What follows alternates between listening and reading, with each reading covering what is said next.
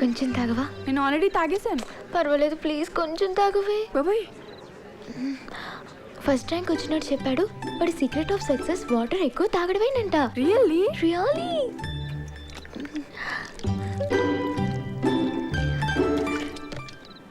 Thank you. Stop. Where తమర్ going?